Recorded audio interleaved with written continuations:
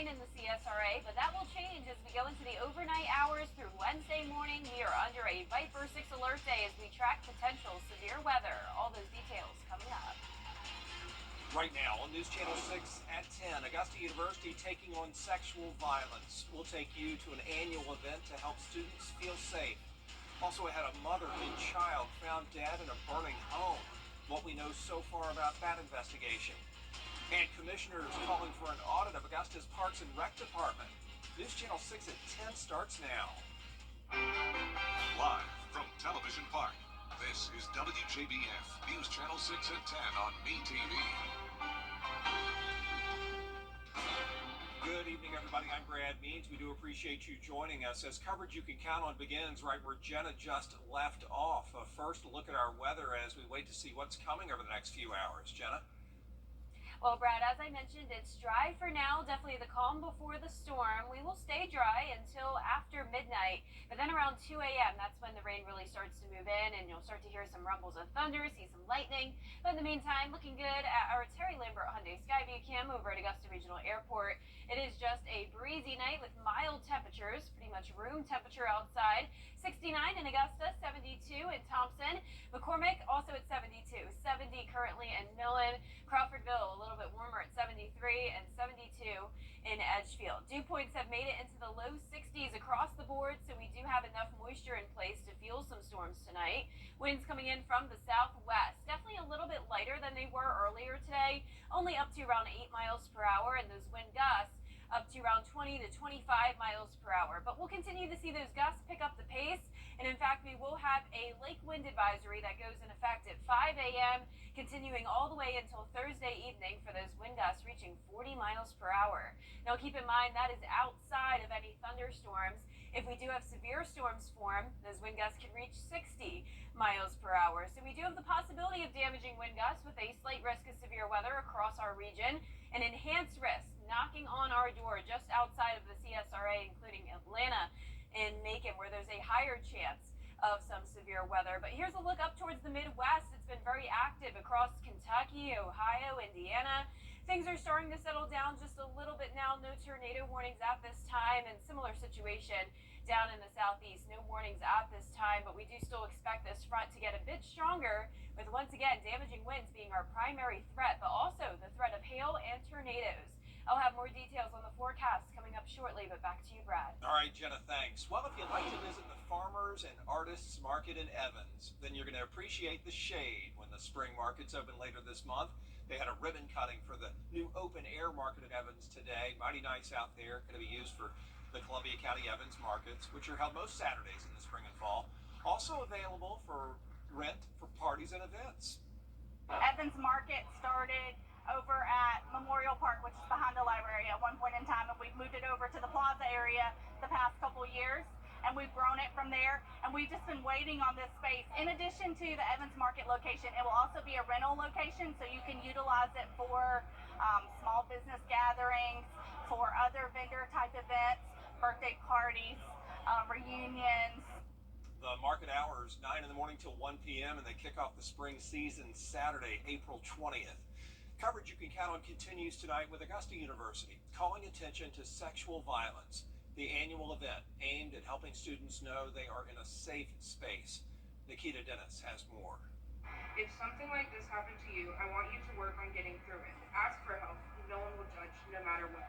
So here tonight is our community partners. You're representing universities, you're representing advocacy, counseling, women's centers in this area. You're advocating for the child enrichment is here. So we have several resources here from the community, and they all serve victims of sexual violence. April is Sexual Assault Awareness Month. Augusta University students and staff, along with others in the community, gathering in the Douglas Bernard Amphitheater Tuesday for its Take Back the Night program. I called a friend and I shared with her, and she was very worried. Local leaders led a discussion on sexual violence, while victims found the courage to tell their stories.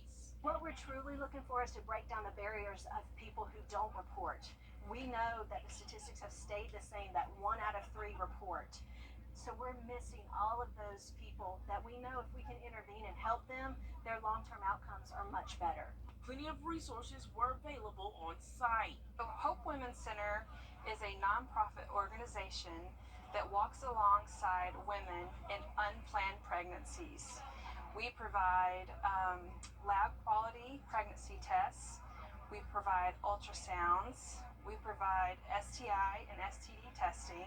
And the goal is to make sure victims have the support they need. We just believe the importance of showing love and support for every woman, and especially in a time of crisis. For us to walk with them through trauma is what I believe that our center is made for. Our goal is to prevent this, but we also understand that this has always been around and that we are going to have victims to take care of. There's different ways to take care of victims, whether it's counseling, advocacy, crisis response, medical. We also have the aspect of investigative, and we also have the judicial side. Nikita Dennis for us tonight. And remember, Thursday, the U.S. Army Cyber Center of Excellence is going to host a proclamation and signing ceremony at Fort Eisenhower. It's to solidify the Department of Defense's commitment to prevent, to eliminate sexual assault. Guest speakers include Augusta Mayor Garnett Johnson, Columbia County Chair Doug Duncan, and U.S. Army Signal School Commandant Brigadier General Paul Howard. That ceremony starts at 10 Thursday morning. News Channel 6 continuing to follow the deaths of a mother and her 6-year-old child. Still ahead, breaking ground in McDuffie County. What a new elementary school will mean for the district as News Channel 6 at 10 continues. And a Viper 6 alert day will go in effect shortly, continuing throughout our Wednesday morning as we track strong to severe storms moving in. I'll have all the details right after this break. At 10, we accept most major health insurances, including Medicare. Call now to schedule or online at vitalitymedcenters.com.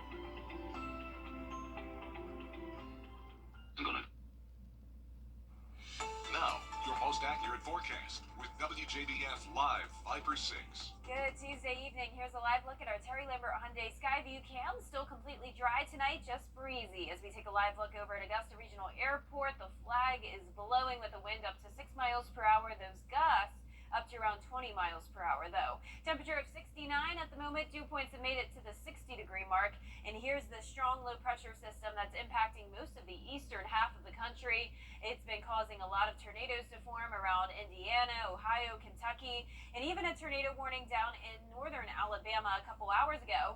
But the good news is that at least Alabama is getting a break for now. Definitely still some strong storms here with lightning, thunder, and heavy rain, but nothing severe at this time. But this is the portion of this low pressure system that we'll be watching. This cold front will sweep through our area within the next few hours, bringing us a threat of severe weather. But right now, no watches are in effect. We have a tornado watch out to the west of us. So this backs up to around the Atlanta area, and it goes until 3 o'clock in the morning.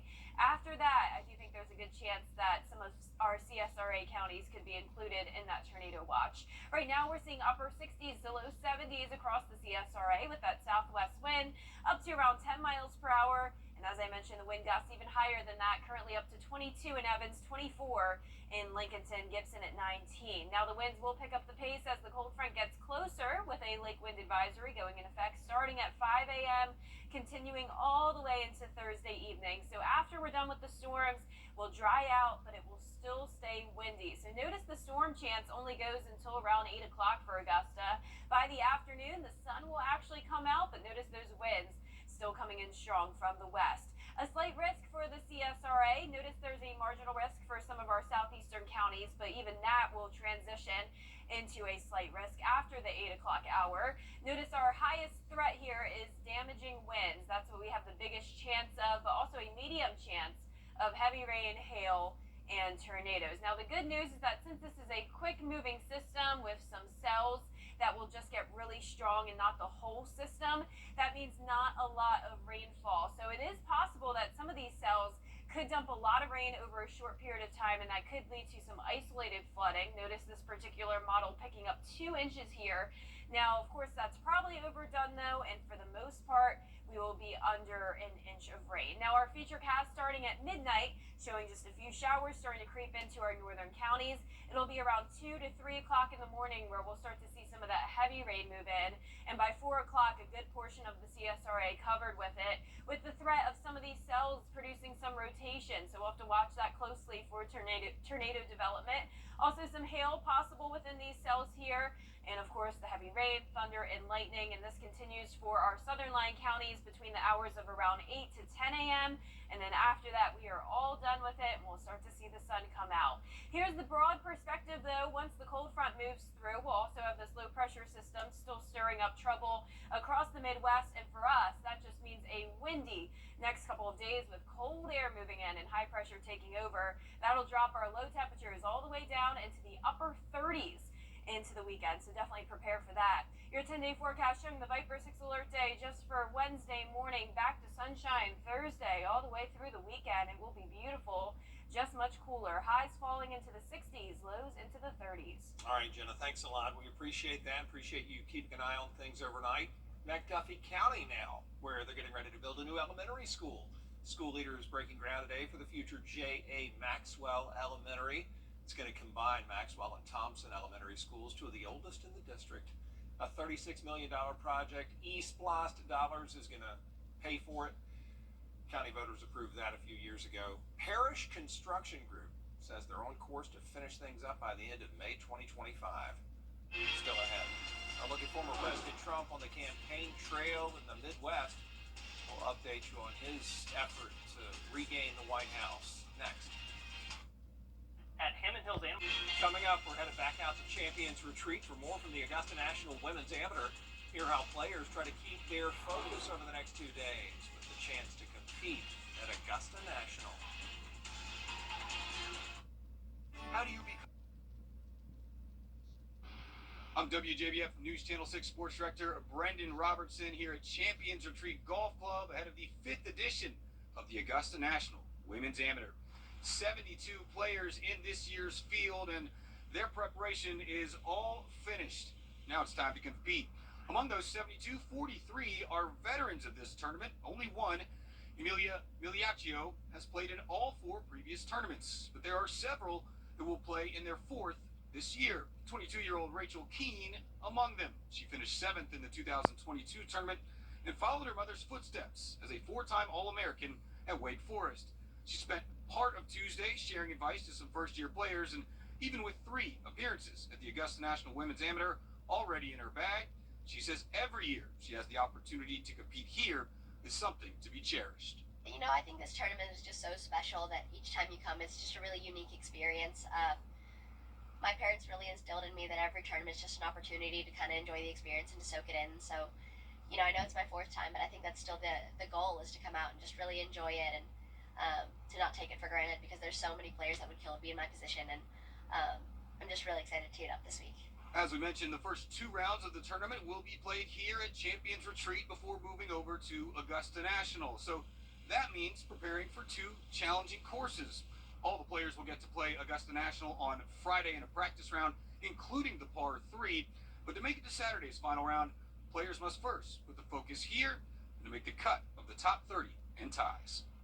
I think it's easy to keep the focus here. I mean, this golf course, it's obviously not Augusta National, but I mean, it's pretty close. It's in great condition, great shape. It's a super fun golf course to play. So I think just really focusing on this golf course and just knowing that you have 2 rounds here is really important. I mean, I think everyone is kind of in the mindset of tackling this golf course first. I think it's helpful that we play 1 practice round and then 2 rounds here, rather than trying to play 2 different practice rounds on 2 different courses and then kind of bouncing back and forth. So the mindset is definitely here, and I think the way the format is kind of helps that. And then, you know, hopefully get the opportunity to go attack Augusta National on Saturday. Before the competition begins Wednesday morning, all the players traveling over to Augusta National Golf Club for the Chairman's Dinner with Augusta National Golf Club Chairman Fred Ridley, one of the players' favorite events. Weather could play a factor. The tournament scheduled to begin Wednesday off both tees at 8 a.m. Reporting from Champions Retreat Golf Club, Brendan Robertson, WJBF News Channel 6. WJBF. To get the weather, you need to see the whole picture. That's why Live Viper 6 gives you the Skyview network. Get a live view of traffic weather from all over the CSRA. Available online 24 hours a day at WJBF.com and the free Live Viper 6 mobile app. The WJBF Live Viper 6 Skyview Network, powered by Terry Lambert Hyundai.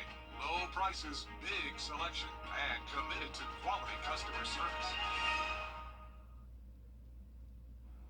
And last but not least, a program in Denver inspiring young people to consider a career in the skies. Samantha Spitz shows us special initiative sponsored by the Tuskegee Airmen.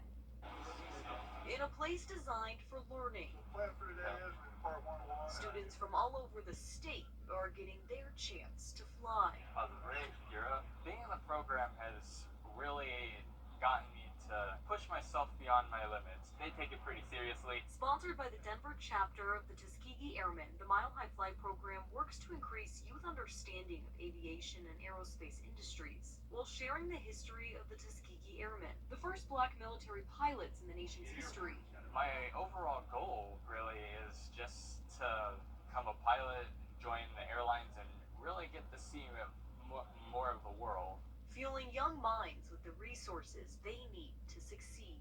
The focus and the foundation of the program is aviation, but it's much more than that. Eric Mosley, a United Airlines captain and son of the late Tuskegee Airman John Mosley, is one of the founding coordinators of the program. Well, it's a labor of love, but at the end of the day, what we want our students to understand is that through hard work and a good flight plan, that there's really nothing that they can't succeed in if they really put their minds to it. Former students, now pilots, giving back to the program that gave them their start. It's like a time capsule a little bit. Just walking down the halls, I can still hear the laughter and just the good times I had with the friends that I made here. Seeing the successes that our students have had over the years, that pays off in ways that are almost impossible to describe. Serving as an inspiration for the next generation of aviation students. Study hard, work hard, and it may be tiring. You may have to write 4 essays on the same day, but in the end, it will all be worth it.